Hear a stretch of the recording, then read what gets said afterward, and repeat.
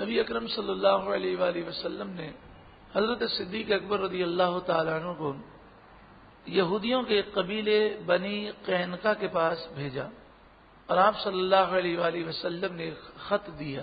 اس خط میں یہودیوں کے اس قبیلے کو آپ کی طرف سے اسلام کی دعوت تھی اور اس میں نماز اور زکوٰۃ کے متعلق تاکید لکھی گئی تھی اور یہ بھی تحریر تھا ان یقرض اللہ قرضا حسنا، اللہ کو قرض حسنہ دو.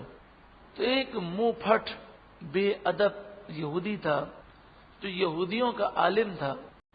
فخاد فا خا الف ضاد فخاد بن آزورا عین الف زا واو را الف حمزہ آزورا. اس نے مذاق اڑاتے ہوئے کہا اللہ مفلس غریب محتاج ہو گیا ہے، اسی لیے تو ہم سے قرضہ مانگ رہا ہے.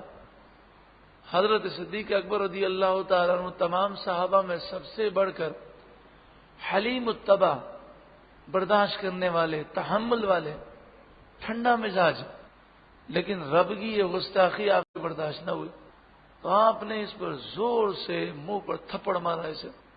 اس سے پتہ چلا کہ بعض باتیں ایسی ہوتی ہیں کہ جس کا جواب زبان سے دیا جاتا ہے اور بعض باتیں ہوتی ہیں جس کا جواب دوسرے انداز میں دیا جاتا ہے.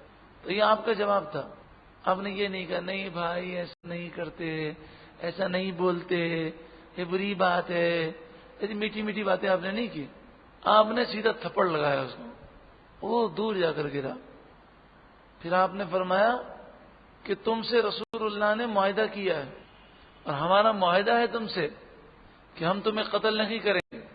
اگر یہ معاہدہ نہ ہوتا اللہ کی قسم میں تیری گردن اڑا دیتا. یہ کہہ کر آپ آ گئے، وہ پیچھے پیچھے آ گیا. اب حضرت صدیق اکبر نے جلال میں جب مارا تھا تو اس کا چہرہ پھٹ چکا تھا، اس کے چہرے پر آپ کے انگلی مبارک کے ٹھیک ٹھاک نشانات بن گئے تھے. تو وہ آیا، اس نے اپنا چہرہ دکھایا اور کہا یا رسول اللہ صلی اللہ علیہ وسلم دیکھیں مجھے صدیق اکبر نے تھپڑ مارا ہے، اتنے لوگ گواہ ہیں. آپ صلی اللہ علیہ وآلہ وسلم نے فرمایا صدیق کیوں تھپڑ مارا؟ تو صدیق اکبر نے کہا کہ اس نے اس طرح اللہ کی بے ادبی کی.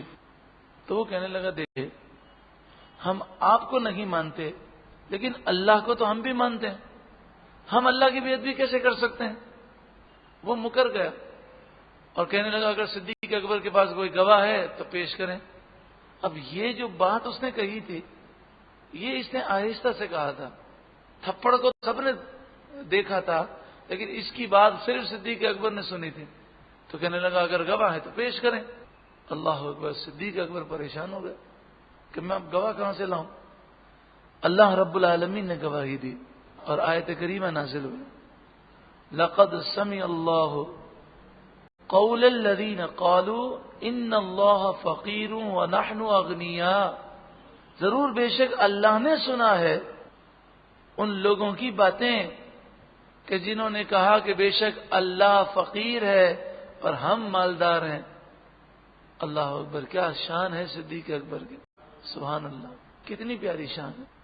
اللہ تبارک و تعالی کی گستاخی بے ادبی اس یہودی نے کی، حالانکہ وہ اللہ کو تو مانتے ہیں. تو اس سے یہ بات معلوم ہوئی کہ جب انسان رسول اللہ کا بے ادب گستاخ ہوتا ہے نا تو وہ اللہ کا بھی بے ادب گستاخ ہو جاتا ہے. ادب ملتا ہے، اللہ کی محبت ملتی ہے رسول اللہ کے صدقے میں. تو یہ یہودی بھی اللہ کے بے ادب تھے، عیسائی بھی بے ادب تھے. حقیقی طور پر اللہ تبارک و تعالی سے محبت کرنے والے اور اللہ کا ادب کرنے والے صرف و صرف مسلمان ہیں، کیونکہ جو رسول اللہ کا ادب کرے گا تو اس کے صدقے میں وہ اللہ کا بھی پیارا ہوگا. سنکتب ان قریب ہم لکھیں گے ما قالوا جو انہوں نے کہا، وقتلہم الانبیاء اور ان کا قتل کرنا، نبیوں کو شہید کرنا، بغیر حق ناحق، ونقول اور ہم کہیں گے، معنی یہ ہے کہ جو انہوں نے ظلم کیے سارے ظلم نامہ اعمال میں انہیں کل بروز قیامت دکھائے جائیں گے. وَنَقُولُ اور ہم کہیں گے ان سے ذُوقُوا چکھو عذاب الحریق جہنم کی آگ کا عذاب ذالک بما قدمت ایدیکم یہ اس وجہ سے کہ ان کے ہاتھوں نے جو آگے بھیجا، یعنی ان کے کرتوتوں کا یہ نتیجہ ہوگا کہ انہیں جہنم کا عذاب نصیب ہوگا۔ وَأَنَّ اللَّهَ لَيْسَ بِظَلَّامٍ لِّلْعَبِيدِ بے شک اللہ تعالی بندوں پر ظلم کرنے والا نہیں۔ الذین قالوا اب یہودیوں کی ایک اور حرکت کا ذکر ہے۔ یہودیوں نے آ کر حضور کی بارگاہ میں کہا کہ ہمیں تو توریت میں یہ حکم دیا گیا ہے کہ اسی کو نبی ماننا کہ جو قربانی پیش کرے اور آسمان سے ایک آگ آئے اور اس کی قربانی اٹھا کر لے جائے، تو جب تک نبی یہ معجزہ نہ دکھائے اس وقت تک اسے نبی نہ ماننا۔ تو توریت میں ایسی کوئی بات نہیں لکھی تھی، توریت میں انہوں نے اتنا رد و بدل کیا تھا، لیکن اتنے رد و بدل کے بعد بھی یہ بات لکھی بھی نہیں تھی۔ ان سے کہا گیا توریت دکھاؤ، تو یہ دکھانے کے لیے تیار نہ ہوئے۔ پھر فرمایا گیا کہ جن نبیوں نے یہ معجزہ دکھایا تم نے ان نبیوں کو قتل کیا ہے، ان کی باتوں کا انکار کیا ہے، تو معجزہ دیکھ کر بھی تم کون سے ایمان لائے ہو؟ تو تمہیں ایمان نہیں لانا، صرف اور صرف مخالفت کرنی ہے اور ضد کرنی ہے۔ الذین قالوا وہ لوگ کہ جنہوں نے کہا ان اللہ عہد الینا بے شک اللہ نے ہم سے عہد لیا، اللہ نؤمن لرسول کہ ہم کسی رسول پر ایمان نہ لائیں حتی یأتینا بقربان یہاں تک کہ وہ ہمارے پاس قربانی ایسی لے کر آئیں تأکلہ النار جسے آگ کھا جائے، آگ اٹھا لے جائے۔ قل اے محبوب آپ فرمائیے قد جاءکم رسل من قبلی بالبینات بے شک مجھ سے پہلے کئی رسول روشن نشانیاں لے کر آئے۔ رسول کی جمع ہے، من قبلی مجھ سے پہلے، بالبینات روشن نشانیاں، کئی معجزات دکھائے، وبالذی قلتم اور وہ نشانی بھی لے کر آئے جو نشانی کا ذکر تم کہہ رہے ہو، جو بات تم نے کہی، یعنی آگ والا معجزہ بھی دکھایا۔ فلم قتلتموہم لما مانے کیوں، فلم قتلتموہم تو تم نے انہیں قتل کیوں کیا، ان کنتم صادقین اگر تم سچے ہو، اگر تمہارا یہ دعویٰ ہے کہ جو نبی یہ معجزہ دکھائے گا ہم اس پر ایمان لائیں گے، تو جن نبیوں نے یہ معجزہ دکھایا انہیں تم نے قتل کیوں کیا، یعنی تمہارے باپ دادا نے، اور تم اس پر راضی بھی ہو۔ فَإِن پھر اگر کذبوک وہ آپ کو جھٹلا دیں، اتنے دلائل اور اتنی دلائل اور اتنی آیتوں کے باوجود وہ آپ کو نہ مانے، کذبو جھٹلائیں وہ، تو محبوب آپ رنج نہ کریں۔ فقد کذب رسل من قبلک پر بے شک آپ سے پہلے رسولوں کو بھی جھٹلایا گیا۔ جب رسولوں کو لوگوں نے جھٹلا دیا تو میری اور آپ کی کیا حیثیت ہے؟ ہم کسی کو نماز کی دعوت دیں اور ہمیں سامنے سے وہ الٹا سیدھا جواب دے دے، کسی کو شرعی مسئلہ بتائیں اور وہ بے عزتی کر دے یا جھٹلانے لگے، تو ہم اتنے پریشان کیوں ہو جاتے ہیں؟ پھر رسول سے بڑا تو مقام مخلوق میں کسی کا نہیں، تو لوگوں نے تو رسولوں کو جھٹلایا۔ جاؤ بالبینات ہمارے پاس تو کوئی نہ کرامت ہے نہ کوئی ایسا کرشمہ ہے۔ جاؤ بالبینات وہ رسول روشن نشانیاں لے کر آئے، وبالزبر اور صحیفے لے کر آئے، والکتاب المنیر روشن کتاب لے کر آئے، پھر بھی لوگوں نے جھٹلایا۔ تو یہ تو جھٹلانے والوں کی عادت ہے، اس کو نہیں ماننا، انسان اس کی باتوں سے پریشان نہ ہو۔ زندگی کب تک ہے؟ ایک نہ ایک دن دنیا سے جانا ہے۔ ہم تو اللہ کی رضا کے لیے دین کا پیغام عام کریں، ہمیں ثواب ملتا رہے گا، جو عمل کرے اس کا بھلا، جو نہ کرے اس کا اپنا نقصان۔ کل نفس ذائقۃ الموت، ہر جان کو موت کا مزہ چکھنا ہے۔ ذائقۃ الموت، موت کا مزہ چکھنا ہے، ہر ایک کو مرنا ہے۔ موت کب آئے گی کسی کو نہیں معلوم۔ ابھی صبح ہم نے کی ہے، اتنے بھائی بیٹھے ہوئے ہیں، آپ میں سے شاید کوئی ایک بھی ایسا نہیں ہوگا جو کھڑا ہو کر یہ کہہ سکے کہ ظہر کی نماز اب میں ادا کر سکوں گا اور ظہر تک مجھے موت نہیں آئے گی۔ ظہر تو بڑی دور ہے، ایک سیکنڈ کا پتہ نہیں ہے۔ تو زندگی اتنی مختصر ہے، جس زندگی کا اتنی مختصر ہے کہ جس زندگی کے ایک سیکنڈ کا پتہ نہیں، اس زندگی کے لیے 50 سال کی پلاننگ، اور وہ زندگی جو یقینی ہے، قبر کی زندگی، قیامت کا دن، جنت یا جہنم کی زندگی جو یقیناً آنی ہے، اس کے لیے کوئی تیاری نہیں۔ موت ایک ایسا واعظ ہے کہ جس نے موت کی نصیحت کو پکڑ لیا اسے پھر کسی نصیحت کی ضرورت نہیں۔ تمام بیماریوں کا علاج موت کا تصور ہے، تمام بیماریوں کا علاج۔ یہ تصور قائم ہو جائے کہ بس نماز پڑھ رہا ہوں، یہ آخری نماز ہے، دیکھیں وہ نماز میں کیا ہوگا۔ ہم زبان سے کہہ تو سکتے ہیں لیکن تصور قائم نہیں ہوتا۔ اس طرح تصور اگر قائم ہو جائے نا، مثلا کسی کو پھانسی پر لٹکایا جائے یا کسی کے سامنے تلوار رکھی جائے اور کہا جائے نماز پڑھو، نماز سے فارغ ہو تمہیں ہم قتل کر دیں گے، تو بتائیے وہ زندگی کی آخری نماز سمجھ کے کیسا پڑے گا؟ حالانکہ اگر اس کے نصیب میں موت نہیں لکھی تو دنیا کی کوئی طاقت مار نہیں سکتی۔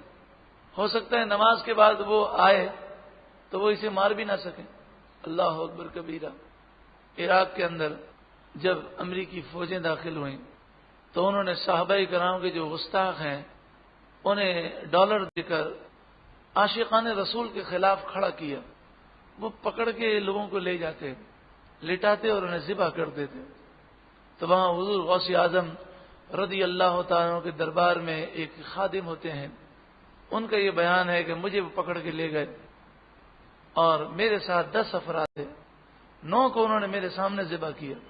میری باری آئی، مجھے لٹایا اور مجھے ذبح کرنے لگے تو میں نے حضور غوث اعظم رضی اللہ تعالیٰ عنہ کو عرض کیا کہ یا غوث اعظم، میں آپ کے دربار کا خادم ہوں، آپ مجھ پر نظر کرم فرمائیے، یعنی اللہ کی بارگاہ میں میرے لیے دعا کریں کہ اللہ میری مدد فرمائے۔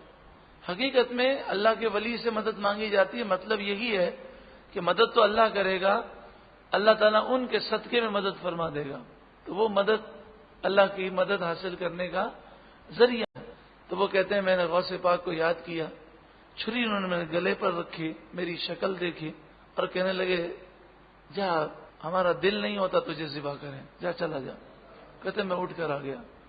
تو یہ ہے کہ جس کے نصیب میں موت نہیں لکھی اور جسے اللہ بچانا چاہے اسے دنیا کی کون سی طاقت مار سکتی ہے۔ اور حضور غوث اعظم رضی اللہ تعالیٰ عنہ، آپ کا نام لینا ہی بڑی برکت کا باعث ہے، کیونکہ اللہ کے ولی کا جب ہم نام لیتے ہیں تو اس سے محبت ہماری کیوں ہے بتائیے؟ اللہ والا ہے، یہ محبت اللہ کی وجہ سے ہے۔ تو جب اللہ کے محبوب بندوں کا ہم نام لیتے ہیں تو اللہ کا خصوصی کرم ہم پہ نازل ہوتا ہے۔ کل نفس ذائقۃ الموت، ہر جان کو موت کا مزہ چکھنا ہے۔ وَإِنَّمَا تُوَفَّوْنَ أُجُورَكُمْ يَوْمَ الْقِيَامَةِ، توفون پورا دیا جائے گا، تمہیں پورا دیا جائے گا۔ اجورکم تمہارا صلہ، یعنی تمہارا اجر تمہیں پورا دیا جائے گا، تمہارا بدلہ تمہیں پورا ملے گا یوم القیامہ، قیامت کے دن۔ اب پورا بدلہ ملے گا۔ اگر کسی نے کاپی لکھی ہو ایگزام میں اور یہ کہا جائے کہ چیکنگ پوری صحیح ہوگی، جس نے جیسا کام کیا ہے ویسا اسے نمبر ملیں گے، اور جس نے کچھ لکھا ہی نہ ہو اسے معلوم ہے 0 نمبر ملے گا، تو بتائیے کیا وہ پاس ہونے کی امید کر سکتا ہے؟ تو ہم ایسے ہی ہیں کہ ایگزامینیشن ہال میں بیٹھ کر کاپی خالی رکھ کر سمجھتے ہیں کہ کہ پوری دنیا میں ٹاپ کر لیں گے اور جنت الفردوس میں رسول اللہ کا پڑوس پڑھ لیں گے. اللہ کی رحمت تو بہت بڑی ہے، لیکن دنیا میں جس طرح اللہ کی رحمت کو پانے کے لیے کوشش کرتے ہیں تو اصل تو ہمیں آخرت کے لیے کوشش کرنی ہے. فمن زحزح عن النار، اب بتایا جا رہا ہے کامیاب کون ہے؟ کروڑ پتی کامیاب ہے. تو قارون کے پاس تو بہت دولت تھی، کیا قارون کامیاب ہے؟ دنیا کا بادشاہ کامیاب ہے؟ فرعون تو مصر کا بادشاہ تھا، نمرود تو پوری دنیا کا بادشاہ تھا. تو نہ تو دولت مند کامیاب ہے، نہ بادشاہ کامیاب ہے، نہ غریب ناکام ہے. غریب ہو، امیر ہو، بادشاہ ہو، فقیر ہو، اللہ کا جو فرما بردار ہے وہی کامیاب ہے. فمن زحزح عن النار، جسے جہنم کے عذاب سے بچایا گیا، وادخل الجنہ، اور جنت میں داخل کیا گیا، فقد فاز، صرف وہی کامیاب ہوا. باقی ڈگریاں، کوٹھیاں، بنگلے، کاریں یہیں رہ جائیں گے. بس جو جہنم سے بچ کر جنت میں گیا، اللہ جس سے راضی ہے وہی کامیاب ہے، باقی سب ناکام ہے. وما الحیات الدنیا، اب دیکھیں کتنی قرآن کی ترتیب دیکھیں کتنی پیاری ہے، قرآن کا انداز کتنا پیارا ہے. فوراً ذہن میں دنیا کا خیال آتا ہے کہ ہم تو دنیا کی زندگی میں مالدار ہو، ڈگریاں ہو، آہو بھگت ہو تو ہم سمجھتے ہیں وہ کامیاب ہے. تو فرما دیے گا وما الحیات الدنیا الا متاع الغرور، دنیا کا کوئی اعتبار نہیں کامیابی سے. دنیا کی زندگی تو صرف دھوکے کا سامان ہے. متاع مانے سامان، غرور مانے دھوکہ. وما الحیات الدنیا الا متاع الغرور، دنیا کی زندگی تو دھوکے کا سامان ہے. رسول اللہ صلی اللہ علیہ وآلہ وسلم گزر رہے ہیں، بکری کا بچہ مرا ہوا ہے، پھٹ چکا ہے، بدبو آ رہی ہے. آپ نے فرمایا تم میں سے کوئی ہے 1 درہم کے عوض مجھ سے یہ خرید لے اور اپنے گھر لے جائے. صحابہ کرام علیہم رضوان نے عرض کی یا رسول اللہ صلی اللہ علیہ وسلم، اس کی بدبو سے دماغ پھٹا جا رہا ہے، اور اسی بدبو کی وجہ سے تو مالک نے اسے پھینک دیا. یہ تو کوئی بھی 1 درہم کیا کوئی مفت بھی اپنے گھر لے جانا پسند نہیں کرے گا. صحابہ سمجھ گئے کہ رسول اللہ کوئی بات سمجھانا چاہ رہے ہیں. تو انہوں نے جب یہ جواب دیا تو حضور نے فرمایا کہ یہ بکری کا بچہ جو مردار ہے، سڑا ہوا ہے، بدبو آ رہی ہے، یہ اس کے مالک کی نظر میں جتنا بے وقت ہے، جتنا حقیر ہے، اس سے زیادہ اللہ کی نظر میں دنیا حقیر ہے، بے وقت ہے. اگر اللہ کی بارگاہ میں دنیا کی وقت مچھر کے پر کے برابر بھی ہوتی تو دنیا میں کسی کافر کو 1 گھونٹ پانی نہ ملتا. یہ ہے دنیا جو دھوکے کی دنیا ہے. کامیاب وہ ہے جو دنیا میں رہتے ہوئے یہ دنیا کا مال خرچ کر کے اپنی آخرت کما لے، اپنی صلاحیتیں خرچ کر کے آخرت کو وہ حاصل کر لے. اب چونکہ دنیا کی زندگی کا ذکر ہے اور دنیا کی زندگی میں انسان پر بڑی پریشانیاں آتی ہیں، تو مومن کو فرمایا گیا کہ یہ دنیا جو ہے وہ قید خانہ ہے، اور قید خانوں میں پریشانیاں ہی ہوتی ہیں. آرام تو انشاءاللہ تمہیں جنت میں نصیب ہوگا. کہ دنیا جو ہے مومن کے لیے قید خانہ ہے. لَتُبْلَوُنَّ فِي أَمْوَالِكُمْ وَأَنفُسِكُمْ، ضرور بضرور تمہاری آزمائش کی جائے گی، تمہارے مال میں بھی اور تمہاری جانوں میں بھی. مال میں بھی امتحان ہوگا، جانوں میں بھی امتحان ہوگا. بیمار ہے، تکلیفیں ہیں، خوف ہے، ٹینشنیں ہیں، کاروباری نقصان ہے. وَلَتَسْمَعُنَّ مِنَ الَّذِينَ أُوتُوا الْكِتَابَ مِنْ قَبْلِكُمْ، اور ضرور بضرور تم اہل کتاب سے سنو گے. وَمِنَ الَّذِينَ أَشْرَكُوا، اور مشرکوں سے سنو گے. اذًا کثیرہ، تکلیف دہ باتیں، بہت تکلیف دہ باتیں، تانے، طنز، اعتراض، یہ سنو گے. ایسی باتیں سن کر بھی تو دل پر زخم لگتا ہے. یہ بھی تو ایک امتحان ہے. وَإِن تَصْبِرُوا، اور اگر تم صبر کرو، وَتَتَّقُوا، تقوی اختیار کرو، فَإِنَّ ذَلِكَ مِنْ عَزْمِ الْأُمُورِ، تو بے شک یہ ہمت والے کام ہیں. تقوی اختیار کرنا، صبر کرنا، یہ وہی اختیار کرتا ہے جو با ہمت ہو. وَإِذْ أَخَذَ اللَّهُ، اور یاد کرو جب اللہ نے لیا مِيثَاقَ الَّذِينَ أُوتُوا الْكِتَابَ، اہل کتاب سے پختہ وعدہ لیا، لَتُبَيِّنُنَّهُ لِلنَّاسِ، ضرور بضرور تم واضح طور پر لوگوں کے لیے دین کو بیان کرو گے، وَلَا تَكْتُمُونَ، اور تم دین کو چھپاؤ گے نہیں. توریت کی باتیں، انجیل کی باتیں، شریعت کی باتیں، حقیقت تم چھپاؤ گے نہیں. فَنَبَذُوهُ وَرَاءَ ظُهُورِهِمْ، تو انہوں نے اس عہد کو پھینک دیا. فَنَبَذُوهُ، یا اس کتاب کو پھینک دیا، وَرَاءَ ظُهُورِهِمْ، اپنی پیٹھ کے پیچھے.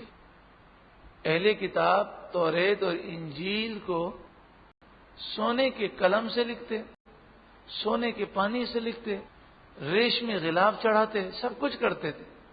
لیکن قرآن جگہ جگہ بیان فرماتا ہے انہوں نے توریت انجیل کو اٹھا کر پھینک دیا. تو اس سے مراد یہ ہے کہ وہ مانتے نہیں تھے، وہ مانتے نہیں تھے. تو توریت کا نہ ماننا، اسے پھینک دینا. تو مسلمان ہو اور وہ قرآن کو نہ مانے یا قرآن کے حکم پر عمل نہ کرے، تو یہ بھی قرآن پاک کی بے ادبی ہے کہ قرآن کا حکم آ جائے اس کے سامنے اپنی عقل کو فوقیت دینا در حقیقت بڑی محرومی کی بات ہے. تو قرآن پاک کی تعظیم کرنا، ادب کرنا، چومنا، آنکھ سے لگانا، ادب سے اوپر رکھنا، یہ بہت ضروری چیز ہے. لیکن یہاں پر ہماری ذمہ داری ختم نہیں ہو جاتی. ہمیں پڑھنا بھی ہے، سمجھنا بھی ہے، عمل بھی کرنا ہے، اس کا پیغام پہنچانا بھی ہے. وَاشْتَرَوْا بِهِ ثَمَنًا قَلِيلًا، انہوں نے اس کے بدلے ذلیل قیمت حاصل کی، دنیا کا ذلیل مال، اس کی خاطر انہوں نے توریت اور انجیل کے احکامات چھوڑ دیے. فَبِئْسَ مَا يَشْتَرُونَ، تو جو انہوں نے حاصل کیا وہ کتنا برا حاصل کیا. لَا تَحْسَبَنَّ الَّذِينَ يَفْرَحُونَ بِمَا أَتَوْا، ہرگز گمان نہ کرنا ان لوگوں کو کہ جو گناہ کر کے خوش ہوتے ہیں. بما اتو، گناہ کر کے، یعنی ایک تو غلط کام کرتے ہیں، پھر غلط کام کر کے افسوس نہیں، خوش ہوتے ہیں. آج یہ مسلمانوں کی حالت ہے کہ نہیں؟ 5-5 10-10 کروڑ روپے خرچ کرنے والے دنیا میں موجود ہیں. عام آدمی شادی میں 10-20 لاکھ روپے پانی کی طرح بہاتا ہے اور فخریہ کہتا ہے بڑی دھوم دھام سے شادی کی. کیا جو اللہ کی نعمت کی قدر نہ کرے اور اسے فضول خرچ کرے، کیا اس کے پاس پھر نعمت باقی رہے گی؟ جو نعمت کی بے قدری کرے گا، فضول خرچ کرے گا، نعمت سے محروم کر دیا جائے گا. بڑے بڑے کروڑ پتی آج روڈ پر آ گئے. یہی نعمت کی بے قدریاں ہیں. رسول اللہ صلی اللہ علیہ وآلہ وسلم گھر میں تشریف لائے تو سید عالم صلی اللہ علیہ وسلم نے روٹی کا ٹکڑا دیکھا زمین پر گرا ہوا. آپ نے اٹھایا اور اسے کھا لیا اور فرمایا اے عائشہ اس کی تعظیم کرو. یہ رزق جب چلا جاتا ہے نا کسی سے تو واپس پلٹ کر نہیں آتا. آج بتائیے روزی کی اور رزق کی کون تعظیم کرتا؟ دعوتوں میں کتنا کھانا برباد کیا جاتا ہے، ضائع کیا جاتا ہے، کتنی دولت فضول خرچ کی جاتی ہے. تو جس کی قدر نہ کی جائے وہ چیز چلی جاتی ہے، واپس نہیں آتی. کروڑ پتی لوگ آج منہ چھپاتے پھر رہے ہیں. دیوالیہ ہو گیا، ستیہ ناس ہو گیا. پھر یہ تو وہ چیزیں ہیں جو صرف فضول خرچ کرتے. لیکن اب تو لوگ گناہ کر کے فخر کرتے. ہم نے تو اپنی شادی کے موقع پر 10 میوزیکل پروگرام کروائے. ایک پروگرام میں تو انڈیا سے بھی اداکاروں کو بلوایا. نعوذ باللہ من ذالک، توبہ توبہ تو. پوری رات ناچتے رہے جانوروں کی طرح، گدھوں کی طرح، بندروں کی طرح. عورتیں اور مرد ناچ رہے ہیں. کیا یہ انسانیت ہے؟ کیا یہ مسلمانوں کا طریقہ ہے؟ اور اب تو ایک اور نحوست آ گئی، بڑی عجیب و غریب نحوست. وہ نحوست یہ ہے کہ وہ سوچتے ہیں کہ دین کو انہوں نے بالکل ہلکا سمجھا ہوا ہے. میوزیکل پروگرام رکھا ہے، پوری رات کا پروگرام ہوگا اور پھر رات کو آخر میں کھائیں گے پیئیں گے. دین کے لیے خرچے کی بچت ہو جائے اور لوگ کہیں جی ماشاء اللہ انہوں نے دین کا ایک پروگرام رکھ دیا، تو پہلے قرآن خوانی، پھر قرآن خوانی کے بعد نعت خوانی، پھر دعا، اور اس کے بعد جب سب چلے گئے، مولوی صاحب اور اس طرح کے لوگ چلے گئے، تو پھر پوری رات حرام کاری۔ بد نگاہی کیا ہے؟ یہ حرام نہیں ہے؟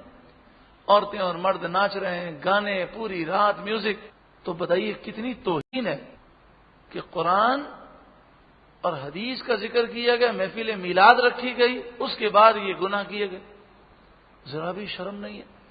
اچھا اب کوئی کہے گا جناب ہم تو ایسا نہیں کرتے، ہم تو الگ سے دن رکھتے ہیں، تو کیا آپ یہ سمجھتے ہیں کہ ایک پروگرام ابتدا میں ہم نے دین کا رکھ لیا، قرآن خوانی کر لی، تو جناب اب شادی میں برکت آ جائے گی؟ جس رب کی اتنی نافرمانیاں شادی کے موقع پر ہوں گی، وہ نحوستیں جب نہیں آئیں گی تو کیا آئے گا؟ تو بے قدری عام ہے، گناہ کر کے فخر کرتے ہیں، اور لوگ ایک دوسرے سے کہتے ہیں اس نے تو شادی پر یہ کیا، اس نے تو یہ کیا، بلکہ نعوذ باللہ من ذالک ثم نعوذ باللہ من ذالک، ایسے بھی بدبخت ہیں۔ اب یہ میرے الفاظ کچھ سخت ہیں، لیکن اگر آپ میرے درد کو محسوس کریں گے تو انشاءاللہ تعالیٰ آپ کو یہ الفاظ سخت نہیں لگیں گے۔ الفاظ بڑے سخت ہیں، لیکن یہ بدبخت لوگ ہیں کہ جو سنت کے مطابق سادگی سے شادی کرے، اسے کہتے ہیں شادی کر رہے ہو یا نماز جنازہ پڑھ رہے ہو؟ کوئی ڈھول نہیں بج رہا، کوئی ڈنڈیا راس نہیں ہے، کوئی لڑکیاں ناچ نہیں رہی ہے، کوئی شادی ہے؟ کوئی ڈھول پیٹو، کوئی شور مچاؤ، توبہ استغفر اللہ! کیا مسلمانوں کی سوچ ہوگی؟ پہلے لوگ گناہ کرتے تھے لیکن گناہ کو گناہ سمجھتے تھے، اب گناہ کر کے فخر کرتے ہیں۔ اب آپ یہ مت سمجھیے گا کہ حضرت صاحب اتنا سنا رہے ہیں تو یہ تو شادیوں کی محفل میں بیٹھ کر دیکھتے ہوں گے، ایسی بات نہیں ہے۔ الحمدللہ رب العالمین، فقیر کا یہ معمول ہے کہ اگر درس قرآن کے لیے بھی کہیں جاتا ہوں اور اگر بے پردگی ہو تو میں درس نہیں کرتا، یا تو پردہ جو قائم کیا جائے۔ عورتیں نظر آ رہی ہوں اور درس قرآن کریں تو بتائیے رحمت کا نزول کہاں سے ہوگا؟ جس محفل میں شیطان رقص کر رہا ہو، بد نگاہی ہو رہی ہو، تو رحمت کا نزول کہاں سے ہوگا؟ تو یہ جتنی تقریبات ہوتی ہیں الحمدللہ ان میں جانے سے ہم محفوظ ہیں، بلکہ الحمدللہ معمول یہ ہے کہ ایک دفعہ میرا بہت قریبی دوست تھا، اس نے مجھے دعوت پر بلایا، وہ دولہا بنا ہوا تھا۔ اب آپ کو پتا ہے جب آدمی دولہا بنتا ہے تو سارا انتظام جو ہے وہ لڑکی والوں کی طرف سے ہوتا ہے۔ ہال میں میوزک بج رہا تھا تو میں ہال کے دروازے پر کھڑا ہو گیا، میں نے کہا یہ کیا مصیبت ہے؟ پھر میں نے کہا کہ میرا دوست ہے تو میں اسے کہتا ہوں کہ میوزک بند کروا، یہ بھی تو ثواب کی بات ہے۔ تو عام طور پر جب شادی ہوتی ہے تو دولہا ہوتا ہے، لیکن وہ محبت میں وہاں سے بھاگتا ہوا آیا روڈ پر اور کہنے لگا آپ کھڑے کیوں، اندر آئے نا۔ تو ہم نے کہا کہ آپ میوزک بند کروائیں، تو کہنے لگے یہ میں کچھ نہیں کر سکتا، یہ جو ہے نا مجبوری ہے، یہ تو وہ لوگ ہیں شادی ہے وہ لڑکی والوں کی طرف سے۔ تو میں نے کہا آپ مجبور ہیں تو ہم بھی مجبور ہیں، ہم اللہ کی نافرمانی نہیں کر سکتے۔ سلام کر کے چلے گئے۔ اس نے میسج کیا، فون کیا، بڑا گرم تھا، کہنا آئندہ میری آپ سے بات چیت بند، آپ میری شادی میں شریک نہیں ہوئے۔ تو اس پر ہم نے یہ جملہ کہا کہ ایک آپ کیا، اللہ کرے ہم ایسے بن جائیں کہ اللہ کی محبت میں سب کچھ قربان ہو، کروں تیرے نام پر جاں فدا، نہ بس ایک جاں دو جہاں فدا، دو جہاں سے بھی جی نہیں بھرا۔ مجھے اشعار اس طرح یاد نہیں رہتے، لیکن میں نے جتنی کوشش کی، کروں کیا کروڑوں جہاں نہیں۔ تو ایک دوستی کیا چیز ہے یار، اللہ کی محبت کی خاطر ہم نے رشتہ داری ہمیں نبھانی ہے تو اللہ کی خاطر، جو اللہ کی نافرمانی کرے تو ہم تو نافرمانی نہیں کر سکتے۔ اب معلوم ہے اس کے بعد کیا ہوا؟ جب ہم اللہ کی رضا کے لیے کوئی کام کرتے ہیں اللہ کرم فرماتا۔